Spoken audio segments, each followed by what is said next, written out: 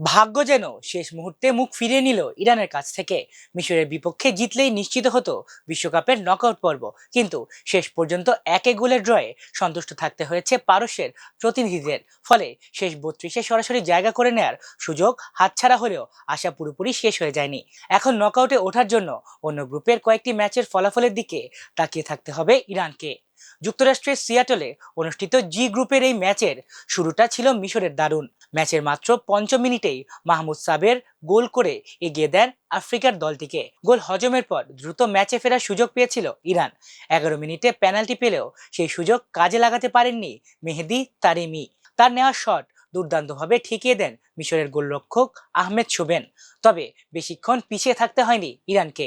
14 মিনিটে মিলাদ মোহাম্মদীর শট গোলরক্ষক ফিরিয়ে দিলে ফিরতি বলে জালে বল জড়ান রামিন ব্রেজায়ান। চলতি বিশ্বকাপে এটি ছিল তার দ্বিতীয় গোল। এরপর দুই দলই একাধিক আক্রমণ করলেও আর কোনো গোলের দেখা পায়নি। ম্যাচের শেষ দিকে নাটকীয়তা চরমে পৌঁছে যায়। যোগ করার সময় ইরান বল জালে জড়িয়েছিল ঠিকই, কিন্তু ভিআরের সিদ্ধান্তে অফসাইডের কারণে সেই গোল বাতিল হয়ে যায়। কিছুক্ষণ পর সাইয়েদ এজাতুল্লাহির জোরালো শট পোস্টে লেগে ফিরে এলে জয় যেন একেবারেই হাতছাড়া হয়ে যায়। শেষ পর্যন্ত 1-1 গোলের সমতায় শেষ হয় ম্যাচ। এই ড্রয়ের ফলে 3 ম্যাচে 3 পয়েন্ট নিয়ে গ্রুপের তৃতীয় স্থানে থেকে গ্রুপ পর্ব শেষ করেছে ইরান। অন্যদিকে নিউজিল্যান্ডকে 5-1 গোলে হারিয়ে 7 পয়েন্ট নিয়ে গ্রুপ চ্যাম্পিয়ন হয়েছে বেলজিয়াম। আর 5 পয়েন্ট নিয়ে রানার্স আপ হিসেবে নকআউট পর্ব নিশ্চিত করেছে মিশর। তবে ইরানের নকআউটের স্বপ্ন এখনো বেঁচে আছে।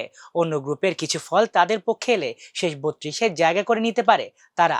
আলজেরিয়া অস্ট্রিয়ার ম্যাচ ড্র হলে, উজবেকিস্তান ডিআর কঙ্গোর কাছে হারলে অথবা ঘানার বিপক্ষে ক্রোয়েশিয়া অন্তত 1 পয়েন্ট পেলেই নকআউটের টিকিট মিলতে পারে ইরানের। বিশ্বকাপ শুরুর আগে যুক্তরাষ্ট্রের সঙ্গে রাজনৈতিক টানাপোড়েনের কারণে ইরানের অংশগ্রহণ নিয়ে অনিশ্চয়তা তৈরি হয়েছিল।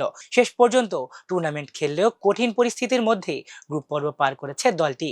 3 ম্যাচে একটিতেও না হেরে সরাসরি নকআউট নিশ্চিত করতে না পারায় হতাশ ইরান। এখন তাদের ভাগ্য নির্ধারণ করবে অন্য মাঠের ফলাফল।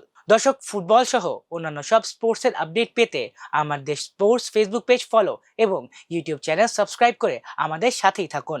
আল্লাহ হাফেজ।